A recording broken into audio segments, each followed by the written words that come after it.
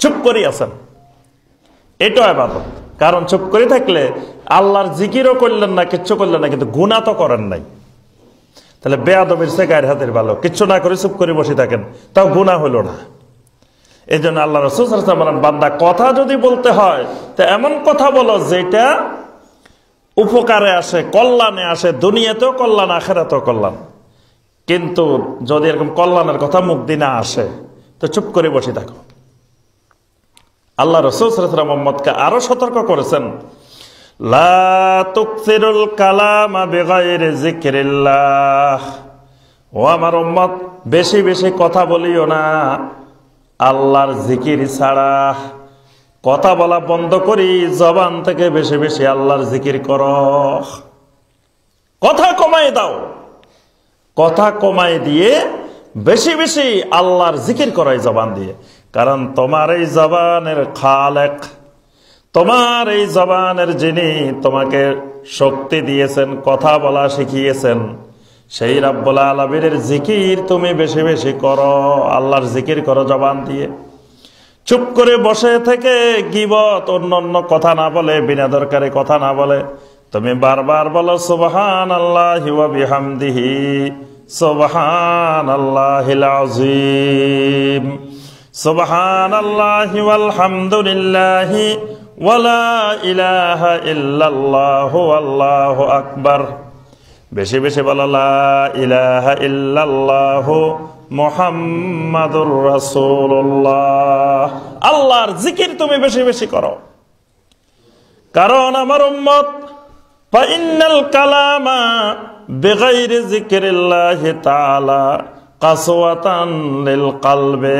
কারণ আল্লাহর জিকির ছাড়া বেশি কথা বললে অন্তর কঠিন হয়ে যায়, অন্তরটা শক্ত হয়ে যায়। আর যেই অন্তর যত বেশি শক্ত হয় ওই অন্তর আল্লাহর রহমত থেকে দূরে সরে যায়। অন্তর যত কঠিন হবে আল্লাহর রহমত থেকে সে তত বেশি দূরে সরে যাবে। তাহলে আল্লাহর জিকির বাদে কথা বেশি বললে সে আল্লাহর রহমত থেকে দূরে সরে যাবে।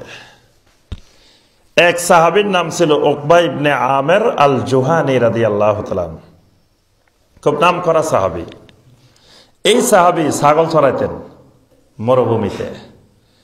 সেই ছাগল চড়ানো মরুভূমির রাখাল আল্লাহর নবী সাল্লাল্লাহু আলাইহি সাল্লামের সোহবতে এসে দুনিয়ার সেরা নাম করা মুহাদ্দিস হয়েছেন। সুবহানাল্লাহ।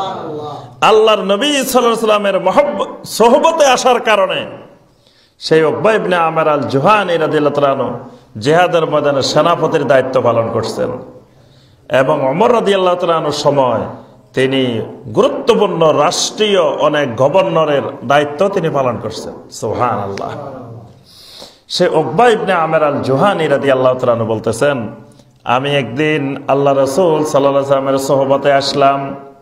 মানে তারা মরুভূমিতে 4-5 জন থাকতো, একসাথে ছাগল চড়াইতো। তো তারা ঠিক করলো যে একসাথে যদি সবাই চলে যায় নবী সাল্লাল্লাহু আলাইহি ওয়াসাল্লামের কাছে তো ছাগল চড়ানো তো বন্ধ হয়ে যাবে। এই জন্য সবাই না গিয়ে এক সপ্তাহে একজন আসবে আর বাকিরা আসবে না। মানে বাই রোটেশন, এই সপ্তাহে এ যাবে, এই সপ্তাহে এ যাবে, এই সপ্তাহে যাবে, এইভাবে একজন একজন আসতে থাকলো। এখন যেই সপ্তাহে উকবা ইবনে আমের আল জুহানী রাদিয়াল্লাহু তাআলা আনহুর সিরিয়াল আসছে, তিনি আসছেন। এসে তিনি এক সপ্তাহ মসজিদে নববীতে অবস্থান করছেন।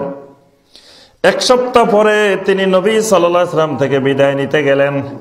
গিয়ে বলেন, ইয়া রাসূলুল্লাহ সাল্লাল্লাহু আলাইহি ওয়াসাল্লাম, এই সপ্তাহে তো আমার রোটেশন অনুযায়ী আমার পালা ছিল, আমি এসেছি, আমি কিছু হাদিস মুখস্থ করেছি, দ্বীনের কিছু ইলম আমি অর্জন করেছি, আজকে আমি সেই মরুভূমিতে চলে যাচ্ছি। আল্লাহ রাসূল সাল্লাল্লাহু আলাইহি ওয়াসাল্লাম বললেন, উকবা ইবনে আমের আল জুহানী, তোমার কাছে ওই মরুভূমির মানুষগুলো বেশি প্রিয়, ওই মরুভূমির ছাগলগুলা বেশি প্রিয়, নাকি একজন মানুষ মদিনার মানুষটা তোমার কাছে বেশি প্রিয়? সুবহানাল্লাহ। উকবা ইবনে আমের আল জুহানী রাদিয়াল্লাহু তাআলা আনহু বলেন, ইয়া রাসূলুল্লাহ সাল্লাল্লাহু আলাইহি ওয়াসাল্লাম, চোখের পানি দিয়ে ছেড়ে দিয়ে বলে উঠলেন, ওই মরুভূমির ছাগলের চাইতে, মরুভূমির রাখালদের চাইতে মদিনাওয়ালা, মদিনার সেই মানুষটা আমার কাছে অনেক বেশি প্রিয়। সুবহানাল্লাহ। আল্লাহ রাসূল সাল্লাল্লাহু আলাইহি ওয়াসাল্লাম বললেন, ও উকবা ইবনে আমির আল জুহানি, আজকে থেকে তুমি আর মরুভূমিতে যাইও না, তুমি এখানে থেকে যাও। সুবহানাল্লাহ, তুমি মদিনাতে থাকো, কারণ মদিনাতে থাকা বিরাট সৌভাগ্যের লক্ষণ। সুবহানাল্লাহ। ওমর ইবনে খাত্তাব রাদিয়াল্লাহু তাআলা আনহু আল্লাহর কাছে দোয়া করতেন, আয় আল্লাহ, আমাকে তুমি মৃত্যুটা শাহাদাতের মৃত্যু দিও, আর আমার মৃত্যুটা তোমার রাসূলের শহরে দিও। সুবহানাল্লাহ। আমার মৃত্যুটা শাহাদাতের মৃত্যু দিও, আর তোমার রাসূলের শহরে মৃত্যু দিও। ওমর ইবনে খাত্তাব রাদিয়াল্লাহু তাআলা আনহুর দুইটা দোয়াই আল্লাহ রাব্বুল আলামিন কবুল করছেন। মৃত্যুটা শাহাদাতের মৃত্যু হয়েছে, আবার মৃত্যুটা তার মদিনাতে রাসূলের শহরে হয়েছে। সুবহানাল্লাহ। রাসূলের শহরকে আল্লাহ পাক এত বরকতময় বানাই দিয়েছেন, রাসূলের শহরটাকে আল্লাহ পাক এত বরকতময় বানাইছেন। আল্লাহ রাসূল সাল্লাল্লাহু আলাইহি ওয়াসাল্লাম একদিন সাহাবাদেরকে হারামের সীমানা দেখাই দিয়েছেন। দেখায় দেওয়ার পরে বললেন, ওয়ালা ইউহদাসু ফিহা হাদাসান, কিয়ামত পর্যন্ত এই মদিনার সীমানার মধ্যে কোরআন সুন্নাহ বিরোধী কোনো আমল হতে পারবে না, কোনো কাজ হতে পারবে না। মান আহাদাসা হাদাসান ফাআলাইহি লানাতুল্লাহি ওয়াল মালাইকাতি ওয়ান নাসি আজমাইন। সহিহ আল বুখারীর হাদিস, ফাজাইলুল মদিনার একটা অধ্যায় আছে বুখারীর মধ্যে।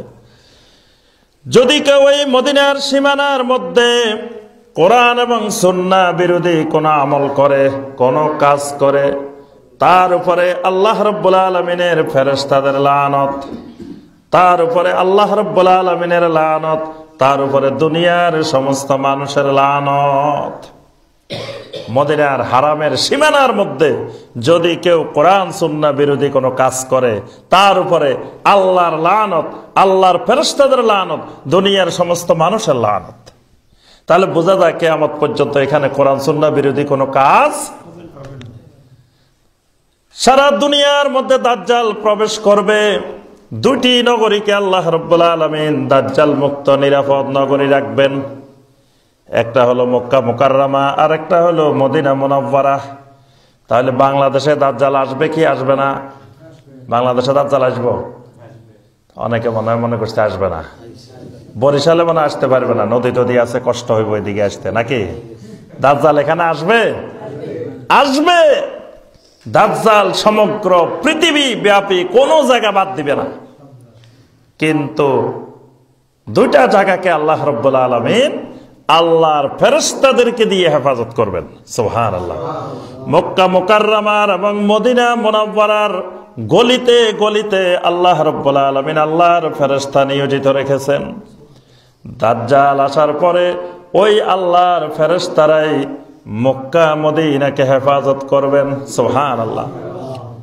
তাহলে কিয়ামত পর্যন্ত দাজ্জাল মুক্ত এলেম, দাজ্জাল মুক্ত আমল, দাজ্জাল মুক্ত মানে ফিতনা মুক্ত এলেম, ফিতনা মুক্ত আমল কোথায় পাওয়া যাবে? কথা বলে না। মক্কা মদিনায় পাওয়া যাবে, কারণ সেখানে দাজ্জাল ঢুকতে পারবে না। এজন্য সেখানকার এলেমটা দাজ্জাল থেকে মুক্ত থাকবে, সেখানকার আমলটা দাজ্জাল থেকে মুক্ত থাকবে, সেখানকার ঈমানটা দাজ্জাল থেকে মুক্ত থাকবে।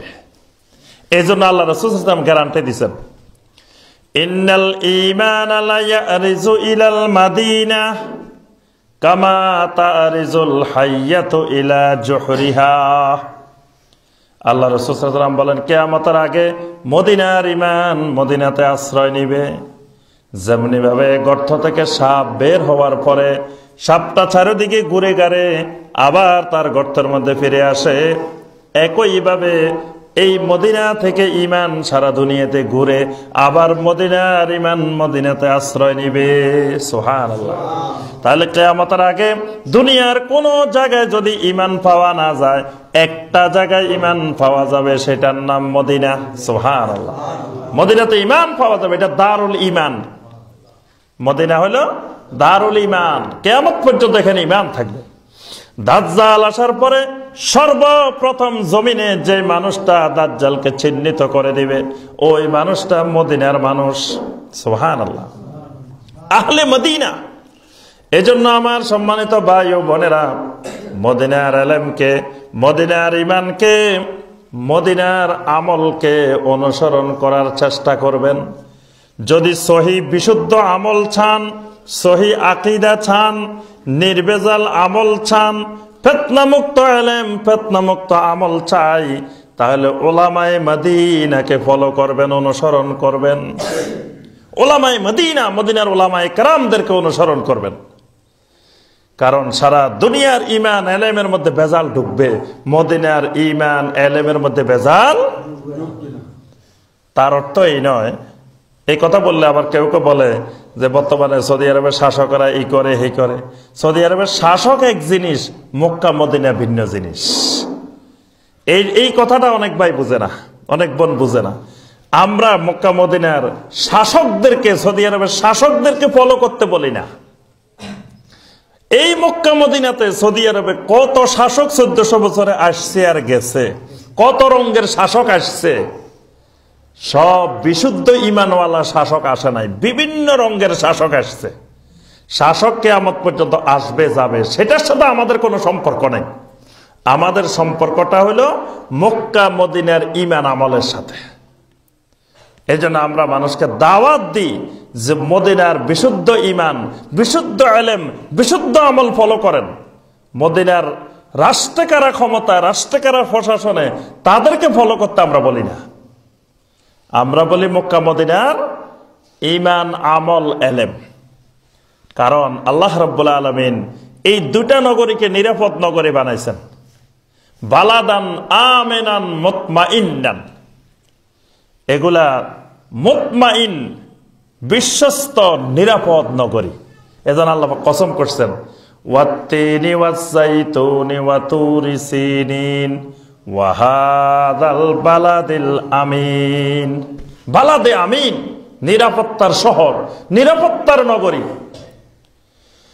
তা আমার ভাইয়েরা এবং বোনেরা, আমি যে কথাটা বলতেছিলাম, উকবা ইবনে আমের আল জুহানি মসজিদে নববীতে অবস্থান করলেন।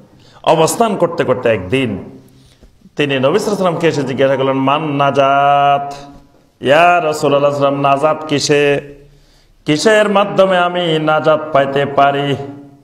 নাজাত কিসে আমাকে একটু বলে দেন, কেমনে আমি নাজাত পাইতে পারি? আল্লাহ রাসূল সাল্লাল্লাহু আলাইহি ওয়াসাল্লাম উকবা ইবনে আমের আল জুহানি রাদিয়াল্লাহু তাআলা আনহু বলেন, উকবা ইবনে আমের আল জুহানি, নাজাত পাওয়ার মাধ্যম হলো তুমি আমসেক আলাইকা লিসানাক। এক নম্বরে নাজাত পেতে চাইলে তোমার জিহ্বাটাকে তুমি লাগাম ধরো, লাগাম টানি ধরো। আমরা বলি না লাগাম ধরো, লাগাম টানি ধরো। তোমার জিহ্বাকে, তোমার জবানকে টেনে ধরো। মানে জবানে যেমনি ইচ্ছা তেমনি কথা বলা যাবে না, মিথ্যা কথা বলা যাবে না, গীবত করা যাবে না, চগলখড়ি করা যাবে না, কুটনামি করা যাবে না, এগুলা বন্ধ করো। বিনা দরকারি কথা বলা যাবে না, এগুলা বন্ধ করো, তাহলে নাজাত পাইবা। 2 নম্বরে ওয়ালিয়াসা কাবাই, তো তোমার ঘরটাকে প্রশস্ত বানাই দাও। ঘরকে কি বানাও? প্রশস্ত বানাও। আমার কথা বুঝতেছেন তো আপনারা? জি, আমি সহজ ভাষায়, সহজ বাংলায় বলার চেষ্টা করতেছি যাতে আপনারা বুঝেন। ওয়ালিয়াসা কাবাই, তো তোমার ঘরকে প্রশস্ত করে দাও। ঘর প্রশস্ত করো মানে কি? বিরাট ঘর বানাই দাও। যে ঘর প্রশস্ত করো মানে তোমার বাড়িতে মেহমানদারি বাড়াই দাও, মানুষকে খাওয়াইতে থাকো, মানুষের মেহমানদারি করতে থাকো। আজকে মেহমানদারি কমে গেছে। মেহমান আসলে কেমনে তাড়াতাড়ি বিদায় করে দিব, বাহির করে দিব, তাড়াতাড়ি যাতে মেহমান চলে যায়, এই চিন্তা করি আমরা। কিন্তু আল্লাহ রাসূল সাল্লাল্লাহু আলাইহি ওয়াসাল্লাম বলেন, নাজাত পাইতে হইলে ওয়ালিয়াসাকা বাইতুক, তোমার ঘরটা প্রশস্ত করো, বেশি বেশি মেহমানদারি করো। আর তুমি ওয়াবকে আলা খাতিআতিক, তোমার গুনাহগুলোর জন্য আল্লাহর কাছে বেশি বেশি কাঁদো। তোমার গুনার জন্য চোখের পানি ফেলে আল্লাহর কাছে কাঁদো, তাহলে তুমি নাজাত পাবে। এটাই নাজাতের মাধ্যম। এই জন্য আমার ভাইয়েরা, এই জবান দিয়ে গীবত করা যাবে না। হারাম, কবিরা গুনাহ, বড় ধরনের গুনাহ গীবত। গীবত সমাজে ফিতনা ফাসাদ সৃষ্টি করে, বিশৃঙ্খলা সৃষ্টি করে। যেমন আমার নামে কেউ একজন গীবত করলো, আমি যদি শুনি অমুক ভাই আমার নামে গীবত করছে, তখন তার প্রতি আমার একটা খারাপ ধারণা তৈরি হবে। এইভাবে তার মধ্যে আমার মধ্যে দেখা যাবে ঝগড়া ফাসাদ তৈরি হয়ে যাবে, মনোমালিন্য তৈরি হবে, একসময় ঝগড়াঝাটি মারামারি হবে, বিভিন্ন রকমের অশান্তির কারণ গীবত। দেখবেন ঘরে ঘরে বউ আর শাশুড়ি ঝগড়া হয়, মনোমালিন্য হয়, কারণ কি? বেশিরভাগ ক্ষেত্রে গীবত। শাশুড়ি গিয়ে আরেক বাড়িতে আরেকজনের কাছে বউয়ের নামে কিছু বলছে, বউ আবার এটা শুনছে, তখন তো সে মনে করে আমার শাশুড়ি দেখো আরেক বাড়িতে গিয়ে আমার নামে গীবত করে, আমার নামে বদনামি করে। এই গীবত পারিবারিক সম্পর্ক নষ্ট করে দেয়, পরিবারে অশান্তি তৈরি করে, সমাজে অশান্তি তৈরি করে। এজন্য আমার ভাইয়েরা, গীবত বন্ধ করে দিব আমরা। গীবত থেকে খালেজ ভাবে তাওবা নসুহা করতে হবে।